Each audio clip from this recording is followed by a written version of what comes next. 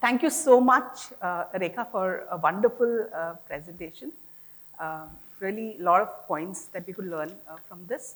And also thank you, World HR Congress, for setting up the stage for sharing some of the best practices that all of us could learn from. Okay? And also, I also noticed the same thing, that all are women speakers this time. So thank you once again for bringing the women to the center stage. Okay, so my topic is fun at work and managing health at workplace. So, okay, so the session flow will be basically, I'll just talk a little bit about Radio City 91.1 FM and fun at work, and then I'll go on to managing health at workplace, what we do. So pretty much, things, the practices would be similar, what we all do, but how do we bring out the fun element while delivering certain serious stuff is what I'm going to bring out here. We do a lot of other practices, but I'm not bringing 30 minutes will be too less for me to kind of cover all that. So I'm just picking up those few things which kind of, how do we infuse the fun element in these practices. Yeah? So, so we are part of the media and entertainment industry, which is 2.1 trillion in 2022. And by 2025, we are looking at it becoming 2.85 trillion. So in terms of media, as you would know, in the pandemic, we suffered quite a lot. However, the growth has been 20% in 2022, and we have done 10% more than the pre-pandemic level, so which is a very encouraging thing and nice thing to hear about. Yeah. So about Radio City, we started in, we incorporated our name, Music Broadcast Private Limited then, in November 1999, and we launched with just 3 stations in July 3rd, which is 2001, with Bangalore being our first station, which is really called the phase 1 of radio licensing. And in phase 2, we came up with 21 stations. We added 18 more stations covering the entire India, which is north, west, and south. And in phase 3, we added 18 more stations, and we are now 39 stations across India. And 2017, we were listed in the National Stock Exchange. So this is our footprint. So we are present in 39 cities and 12 states, and we sing one universal tune, that is Rag Rag Midode Radio City. So this is a journey of Great Place to Work. In 2006, when we were just 3 stations, we wanted to set up a culture where, which is a compelling culture where people would love to come to work and join their Radio City in their career in media and entertainment. So we set up doing that, building piece by piece some HR practices which kind of engages our, we are a young organization, especially the RJs and radio jockeys and the sales team. We have the average age must be around 27, 28. So we had to create that fun and entertaining environment. Yeah? So we first entered and we got, which is the best in media, and which of course went across. And in 2012 is when we entered the top 50 list of companies, where we ranked 43. And 2019, we were the top 5 best companies to work for. Of course, we took a gap year. We did not participate in 2 years of pandemic because the organization was also going through a lot of transition at that point in time. We did a diagnostic survey in 2022. However, we did not participate, but we are happy to state that we did quite well. So, so our vision is to be the most influential audio digital infotainment network across the country, and our mission is to be, by being the leader offering the most credible, efficient, and local infotainment that enriches people's life. So just mark the word infotainment. Infotainment would mean that I'm entertaining my audience, my listeners, but giving information which is useful for their life. Now, if my RJs have to translate this on air or in digital, I need to create that kind of environment because the vibe has to go out, right, to the audience, right? So the whole focus has been ensuring that it's a fun and friendly workplace if I have to define my culture in one sentence, it would be we are friendly, fun, but performance-driven organization. Yeah. So we want employees to come happily to work each day when they get up. They should be wanting to come back to work. So therefore, it's very important for us to have that kind of sentiment coming from the employees. So this is one research which Oxford University did with British Telecom, which says that they studied over last in 6 months that is happiness correlating with the productivity, and they found that happy employees are 13% more productive, and I can't agree more to this statement. So like I said, that I've just picked a few practice areas to kind of bring out that point of fun at workplace. So I've picked up this in terms of learning and development, what we do in terms of employee engagement and in rewards and recognition, slightly differently than what I would do. So learning and development, our purpose is to engage the talent and highlight their skill sets. Yeah? So apart from, of course, calling the industry experts, so just to take you a little back, when we started 2006, that point in time, all of us were learning radio because nobody knew in India like what is radio. Yeah? So we had called a lot of experts from UK to come and share what really works in radio, what should be the programming content be like, etc., etc. So we have done all that, and we continuously doing, like for now, we are focusing on radio and digital, because if I have to, if my my talent has to be projected on digital, otherwise, because digital is big, we have to accept that, right? So we have to, and it makes a great sense to have radio and digital together. So what do we do? So I have people who have completed 10 years in the organization and have gone through these kind of training programs, which is around 15% of my people. And collectively at the leadership level, we have around 600 years of collective experience, right? So we identify the internal resources who train, and radio selling or radio programming is very different, right? And what we realized that though we called people from outside to come and train us, but their the UK formula actually really does not work in India, because India is different, right? So I have that knowledge residing in my organization itself. So we identify the trainers, we train them in terms of how to go about and train the staff, and they are the ones who create those bite-sized learning, and therefore the learning is continuous. So this allows me two things. One is that, of course, sharing their knowledge, their perspective, the things that they have learned from the earlier trainers, and also bringing in their perspective in it, and also highlighting them as leaders. Those were the guys who were in the mid-level, and today they are in the senior level, right? So digital is, so what we were some 10 years back, when we were all grappling to learn radio, evangelizing radio, we are in the same space today when it comes to digital, yeah? So we are great radio experts, but we need to still learn digital. So we have in-house team, which is more like a digital production house. So they produce the content in terms of digital, and they also create the client solutions for digital. So, so my radio jockeys who are influencers in the market in terms of radio or on ground, today, of course, there are many who are reaching some 2 million followers, etc. They need to learn, they need to create a nice video which will look nice digitally, how to kind of dress up, etc., etc. So we call these in-house experts to create these modules for them.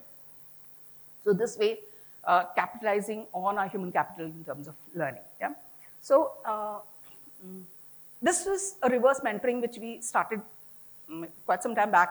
So my organization was going through, I'm okay, you're not okay. I'm sure a lot of our organizations go through those kind of things. So this was a great initiative where we wanted people to learn about the other function, like what are some of the challenges they go through, and also it kind of enhances the product knowledge of the people. And so that, when you go outside, you're sounding much more confident about your own product. or you're going and selling, then you're sounding much more confident. So, and also, this is the time 10 years back when we were also trying to learn that whole digital pathway, and where we created this, we take 30 DIED team members who form mentor and mentee pair, and we draw up the entire learning journey for the next 6 weeks, and which they have to submit to HR, and they go through this 6 weeks of learning with each other. For example, if I want to learn programming, how does the programming content work? Or how do I make a nice video for my digital? So I can team up with that person and learn this over a period of 6 months. So this is again a huge hit, and people have really kind of learned some, picked up some skills. Exchange in Excel is again, so now we are spread across 39 locations, right? And there are pockets of excellence. For example, if a Mumbai station programming is doing really well, and it's, if for us, many things they try, it's a creative medium, right? So they try and see what works and what doesn't work. So there's a cross-pollination and they learn from each other. They not only come, for example, my Bangalore team, which is number 1, so I would call the breakfast show jock, and he would come and sit with the entire team and share what they do, and also pick up some of the things which Mumbai team does and does. Similarly, like some time back when we were selling, so our guys are very good in selling the FCT. When it comes to non-FCT, which is like non-radio kind of selling, they were still grappling. So, some Delhi station was doing very well. So, get that person there, learn from him, and go and implement the same thing in his station. CFT achievers, this is clearly to engage the high potential employees, and it is also, these are my future leaders. So I want to kind of train them and build their strategic thinking, execution skills, and people management. So they're given live projects. Now, if you see some of the projects that they have worked, so we pick up around 10 people cross-functionally, and they come and work on a live project. For example, sometime back we were struggling with the communication, especially with the programming team, because, we have not seen the communication. So how do we, even after sending mails and all that, so we asked the team, like, what do we do to ensure that everybody sees the message at the same time? So they worked on the ticker scroll together. We built the entire exposure business, which is today a revenue model for us, through this CFT team. And there are many other projects that they worked on. Currently, like, we are working on the LinkedIn strategy and the influencer marketing. So the campus to corporate, here it's not typically that we go and make a pre-placement talk and start the entire recruitment process. Here, my RJs, they come, they interact with the people, because I have to excite them, right, to come and join my organization, and also to break that ice of that nervousness. So we engage our jockeys to, radio jocks to come and interact with the teams, and thereafter the process begins. That apart, when they join the organization, we spend, because we understand they're moving from campus to the corporate, and it's a different life altogether, right? So they're given some 1 week to kind of course, they go through the classroom sessions. They also sit with the functions to understand specifically like how each function works, so that they are very confident by the time they go to their respective stations and start working. We also give them a challenging assignment, like some of the assignments which is marked in the bubble, you can see that the management trainees worked. So we make, again, it's again a way of engaging that middle and the junior level. Like Rekha mentioned that mostly attritions are high in the junior level, right? So how do you engage them? Only way to engage them is ensuring they're participating, that they're learning all the time. So this is yet another way of kind of engaging them. And also for the management trainees who are, if you look at the body language, they're a little scared when they come to the corporate. So it kind of gives them that kind of support. Okay, I have this person to kind of go up to in case I find certain challenges. So they worked, and really some good stuff came out from the projects that they did. And since our and it supported our strategy of our digitalization. So Radio City School of Broadcasting. So this was just to take you a few years back again, when all of us started radio, all the radio channels, and there were hardly any talent. and the talent, some were very talented but not fitting in my culture fit, etc. So we started, and I had the radio experts, so to say, because these are the guys who had done radio abroad, and they had come and started working with us. So we started Radio City School of Broadcasting to groom our own talent and share, of course, the wisdom that they came with. Today, I'm proud to say that we have 180 students. We do not take too many. We just take 15 students so that we are able to give that personalized kind of training program. They work with us. Some of them are influencers today. And they're not only working with us, they're also working with the competition. So this is our value addition to the radio industry. This again, why I'm bringing this out, this was again formed by the cross-functional team that we worked with. This is run by HR, but then the teachers are from my cross-functional team.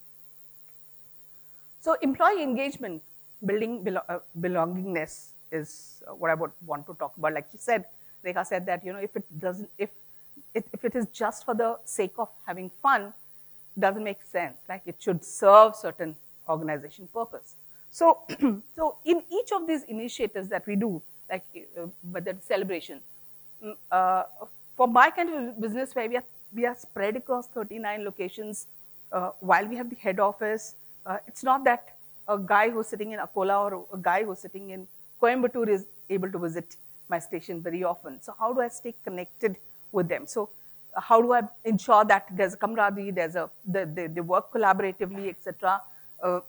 And also in terms of organization, removing the white spaces. So what we do is any kind of celebration, we ensure that the teams are formed cross-functional. For example, we did a Diwali celebration where we insisted that employees, they have to form a cross-functional team, and they have to decide what is the dish that they will make and come and sell in to their peers. And whatever the funds that were coming out, we had given it to our service staff, apart from the other things. So this was a very pretty engaging activity, and it also helped in collaboration. Like she said, I think Simba said that someone who wouldn't talk to each other started talking to each other. So those kind of things. So just to give you a little small glimpse, I'll give of. Okay, so here Eid again. So ours is a creative medium, and we want people to come up with creative ideas. So go to the next one.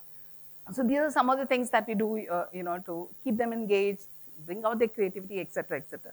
So and also it builds a nice content for me, right? So corporate social responsibility. This is again where we involve the people.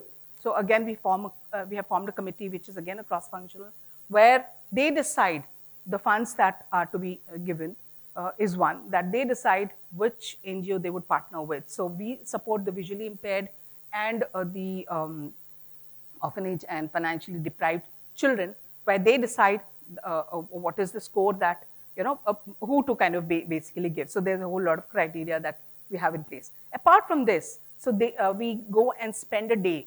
So we are entertainers, right? So we go and employees themselves collect a lot of things like food items, medicines, etc. And we go and spend the day, and we hand over the check to the children. You can see some of our Ajay Salil there, sitting, and other religious staff which are engaging with the children there.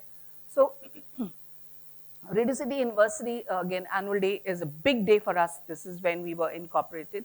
And this is every radio citizen they look forward to. And this is the day we celebrate the success of some of our achievers, and we give out the awards. So this again is a function where we play family bites, which is kept very secret till they see their names announced and they see their families speaking, okay?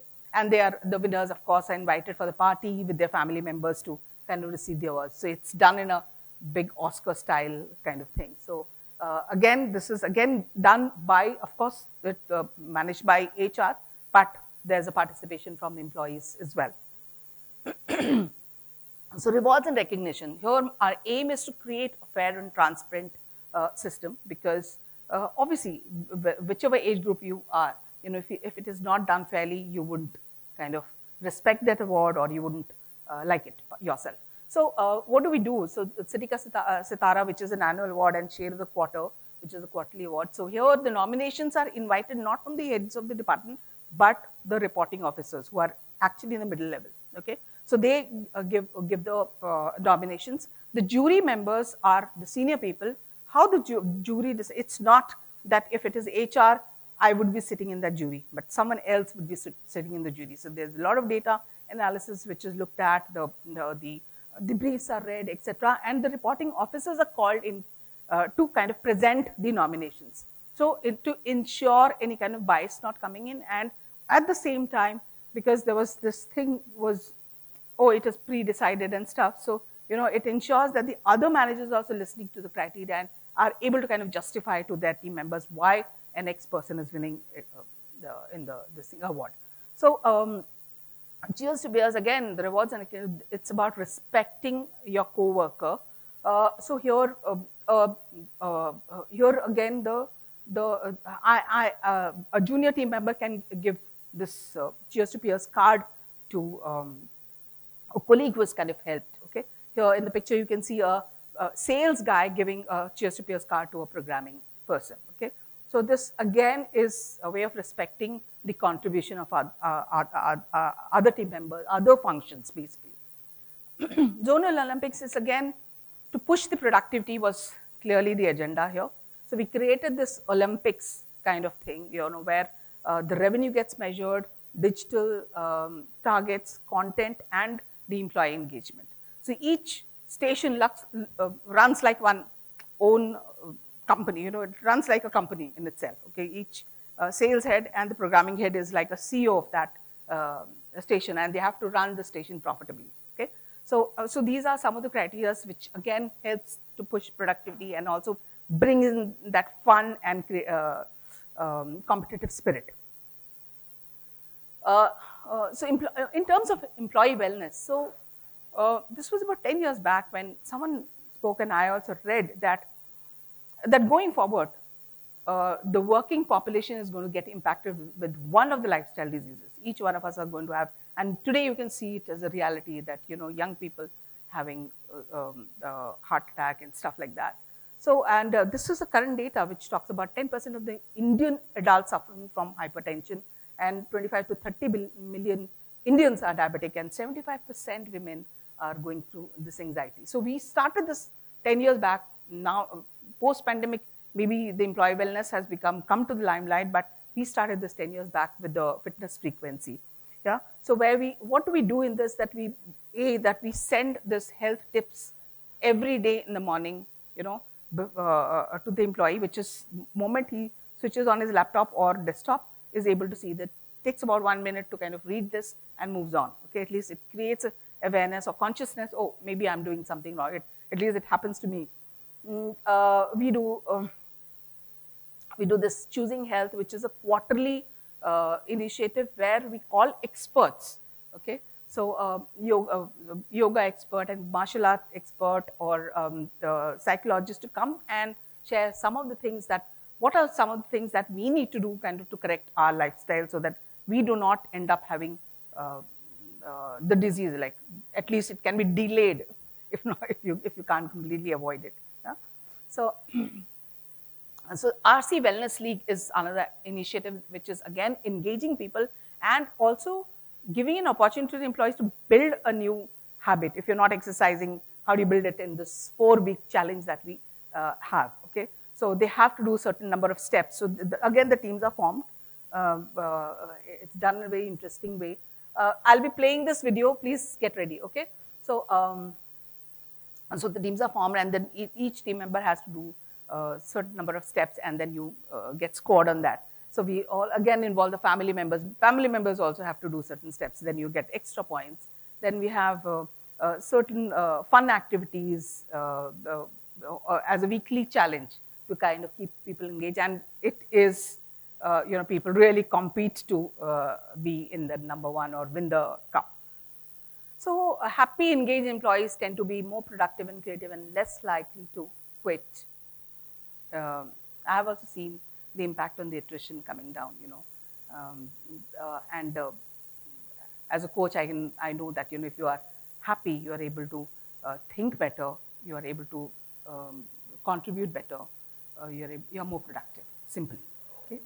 So thank you. Any questions? I have 1 minute.